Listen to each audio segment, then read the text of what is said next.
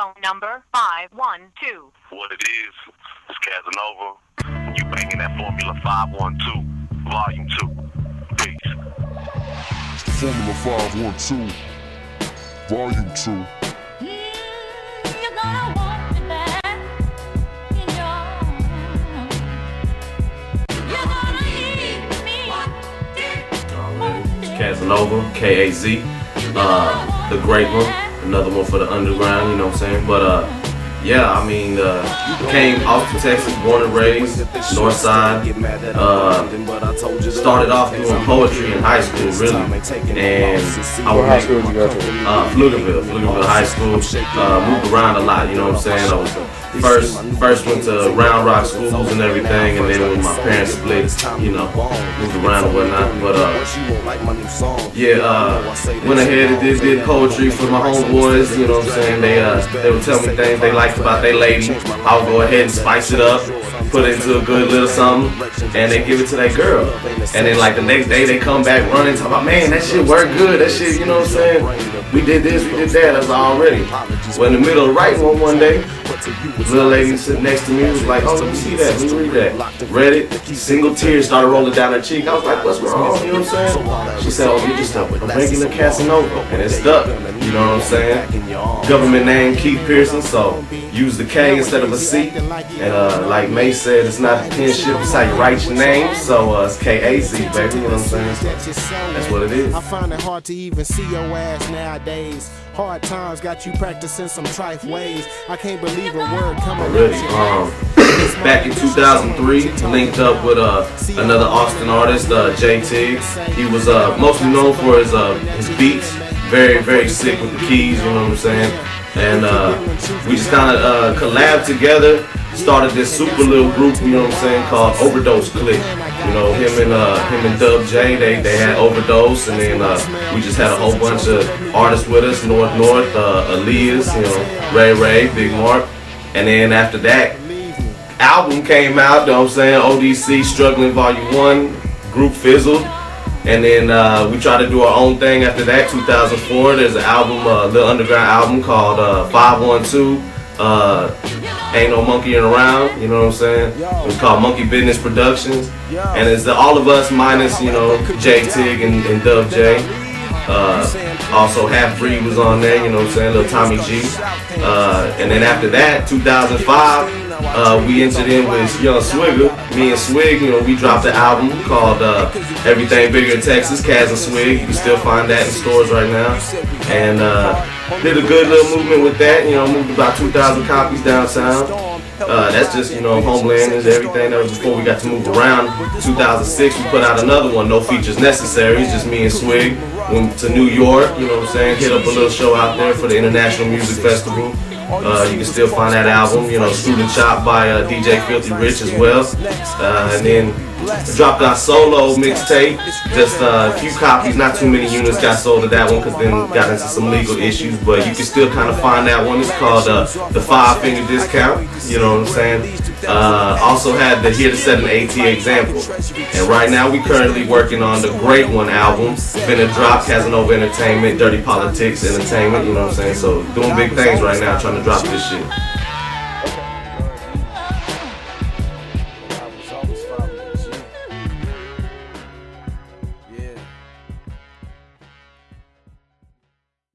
First actual solo album. Everything I just listed was all undergrounds. You know, you can find those in local stores and in other, you know, cities around like San Antonio and Houston. They carry some of them copies. So, but yeah, this is gonna be the first one. That's my actual solo album, just me. I mean, even though I got features, but yeah, just me.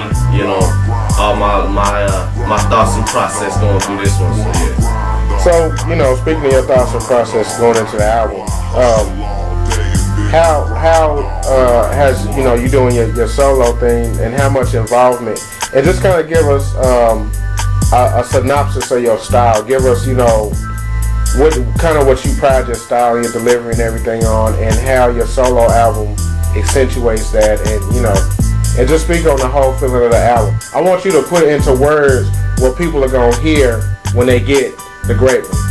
Versatility, first of all. Versatility. Whatever the beat sounds like, that's what you're finna hear me rapping like. If it's something slow and smooth, you're gonna hear me rapping slow and smooth. But if you hear it with a little fast, you know, the hi-hats coming in kind of fast and everything, you're gonna hear me spitting kind of fast.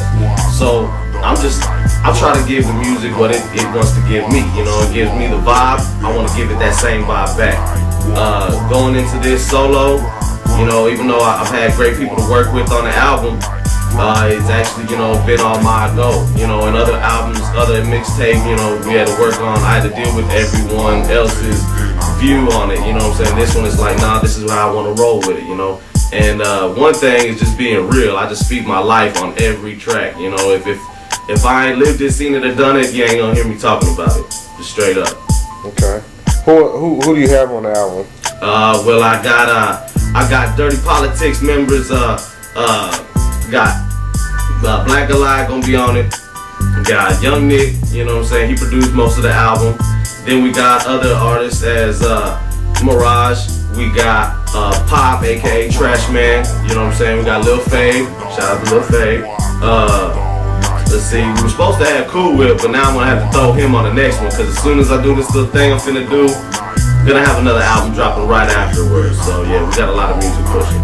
But you know, we got a lot of family, you know what I'm saying? Not a lot of people that just wanna run up and rap, you know. I wanna work with a lot of people I've been dealing with, you know what I'm saying? Alright, that's cool. So Boy, I hustle all day and then I grind all night, boy.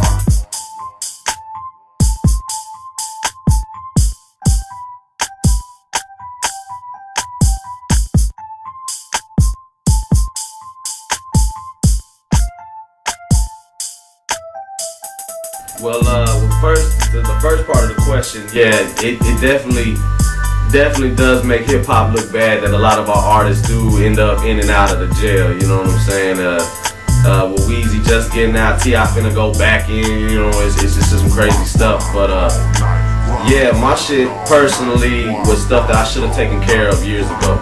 You know, I should have just set the time out back then. But you know, I had business things going on, making new connections with music. You know, I was willing to do whatever just to stay free. And it was kind of the same thing I was trying to do now. I was gonna do whatever it took to stay free. But it didn't work this time. You know, they wanted a year, but I'm only doing 100 days, so you know that ain't too bad. But still, single man cell style can't make someone go crazy. So I plan to just do a whole bunch of writing and a whole bunch of push-ups. You know what I'm saying? That's about it. you gonna come out buffed with a game full of spits. I'm nigga. telling you, you know. Bars, nigga. Bars, Yeah, nigga. I'm gonna have nothing but time to think, so I'm gonna just be writing and pimping that pen. But yeah, when I get out, it's gonna be hard, you know, cause there's a lot of things going on whenever I go in. Like I'm gonna miss the South by Southwest, you know what I mean? I'm gonna miss registration for ACL and all sorts of stuff. So Texas relay. yeah, relays, the heat wave, I'm gonna miss a lot. So you know when are what you I'm getting saying? out? I mean, technically, this is where I pull the fast one. You know what I'm saying? The legal loopholes are very important. When you can find one, use it. Game. Yeah. Don't be flashing game. But yeah, basically, I had 2 counties that I have probation in. They both want to revoke my probation. But my lawyer pretty much told me if I don't show up to this last court date that they're going to sentence me anyway, I might as well just turn myself in like planned on March 1st. They're going to arrest me for that warrant, and I'll be serving Bastrop's time along with Gillespie time because they're holding me for that warrant as well. So, 2 birds, 1 stone. Instead of going in for so long here, they're having to turn around and go in this county and spend the same amount. Because they both trying to hit me up for like 3 months. So, I'm going to try to go in, hopefully get a 2 for 1. You know, if God bless me with a trustee, a 3 for 1. Because Lord knows I got a lot of things finna pop. And being gone, just, it ain't successful movement. You know what I mean? Being gone, so. Yeah.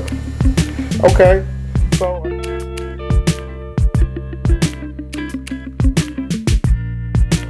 I'm on the Twitter, you know what I'm saying? I'm on the YouTube. You can get me on Facebook, MySpace, but the easiest thing to do is Google Kazanova the Great One. Again, Kazanova, the Great One. You know what I'm saying?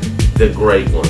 So just check that out. You know what I'm saying? Follow me. You know, follow Kazanova on Twitter. Real simple.